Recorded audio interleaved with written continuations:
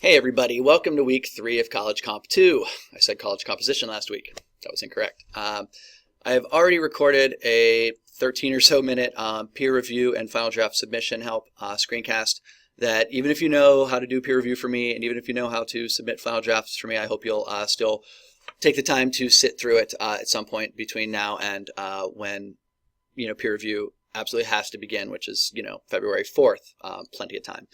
So I'm recording the week 3 intro screencast now because I have had an adventure with computers today that I will not, I'll spare you. But speaking of technology being a positive and a negative, like I've been reading so much from your invention journals. Okay, what do I want to talk to you about? Not too much. I want to keep this one brief. The main thing is you hopefully have done your observation, or you will be done soon, and you have all these notes, and now it's time for you to take those notes and turn them into an essay.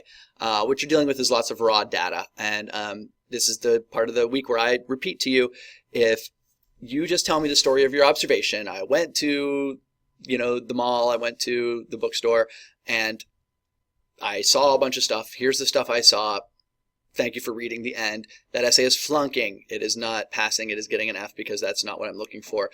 You do not, like a responsible sociologist, you do not just provide raw data. You interpret it, you analyze it, and you use it in order to develop an argument. That's my take on what to do with data, and it's not just mine, but that's for this class. That's the approach you need to take. So something debatable. So basically what I've done is I've thought about all the different debatable stances I've come across in my doing assignments like these, and I came up with versions of debatable stances I've seen in the past that have kind of worked. So feel free to read these on your own. I feel like they speak for themselves, so I'm not going to get into them. If you want a little help with data analysis, I will point you to this Prezi that a student of mine from back in the day, Mariah, did. And I found it to be pretty fascinating. I'll let you go through it, but it's at a Starbucks, and it's it's taking the notes and then making sense of them. So if you want to be walked through that process, not too bad. Let's see.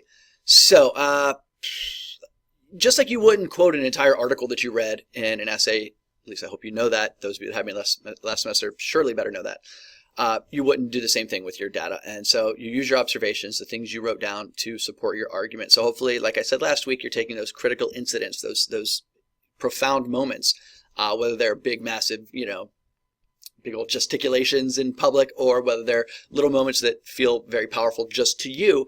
You take those moments and you use them to support the arguments that you want to make. So you've got, I really don't care to teach sample essays. I really, really don't. Deep down, I feel like I'm taking an unnecessary shortcut as an instructor. And so I'm loath to share these with you, but at the same time, I want you to succeed. So maybe there is something to be said for being exposed to historically successful previous strategies, let's call them. So you have 3 sample essays here. And hey, if you write a good enough observation essay, maybe I'll be teaching yours next semester. I will change your name if I do, just like I have here. The names I give my sample essays are often like Easter eggs. If you're curious about who Ty Nguyen is, I hope you'll look her up because she's awesome. So McDonald's was the observation site for this essay. I'm not going to read it to you because I feel like I'm already being skeezy enough by sharing it with you, but it's a good one. Now, McDonald's is it's a good choice of a location, and I said enough of this last week that I hope that you choose a unique location, something that will let you make not only an argument about tech use, but also about something, a little bit larger, in terms of cultural or societal impact. And that's definitely what happened here with another, not her real name, Jenny Lewis. I love Jenny Lewis. Jenny, let's call her, went to Books A Million on the Strip up here in North Canton. And she made an argument, if you choose to read this, and I hope you do, you'll see that she made an argument not only about tech use in the bookstore, but also sort of what a bookstore means in this day and age. And I find that sort of thing interesting, not just because I'm a bookstore aficionado, but also because I like clever arguments. And this is an example of a very clever argument. And then one third and final one that is working in a similar lane as the one I just talked about is Win Butler. It's actually a dude's name. If you know who Win Butler is, good for you. You'll become aware of him a little later on in the semester, whether you like it or not. Win went to a public library and not only made observations that formed an argument about the library, about the tech use in the library, but also about the role of libraries in this day and age, that sort of thing. So I always like for students to sort of grasp for that top shelf. You know what I mean? Go for that high shelf, for that go for that heavy lifting type argument. You stand to lose very little by swinging for the fences argumentatively. If you're I don't know, timid, I guess, in your argumentation, or if you're not, I don't know, if you're not inviting readers to see the world in a different way, then I don't know, are you doing your job? I mean, if you're just rehashing the same old arguments, like, oh, people shouldn't text and drive. Like, I mean, that's sort of, it's common sense, isn't it? Even though people don't, use their common sense, they still know right from wrong. And, we've all almost been in accidents because we're looking at our phone, or another person on the road was looking at their phone. And so that argument doesn't strike me as, terribly, I don't know, unique or distinctive. Now imagine this: selfies in public should be illegal. If that is your, argument, I think that's a little more interesting. Imagine if, President Trump made selfies illegal in public, how people would riot, right? So anyway, I invite clever thinking. I try not to make writing weeks too heavy on reading. So if you don't get through all these chapters, I'm not going to be too upset. Although I am seeing lots of issues related to effective sentences, errors, and punctuation and conventions. So if you're someone who needs a little help with those, these chapters are going to help you sooner rather than later. So get to them ASAP. The main thing is that you write this week. And like I said, there's a 13-minute screencast about this already. But by Thursday the 4th, which is a while from now, from the time you're listening to this, hopefully you're listening to it soon, you need to create your rough draft, post it to this spreadsheet, okay, the Essay 1 peer review spreadsheet.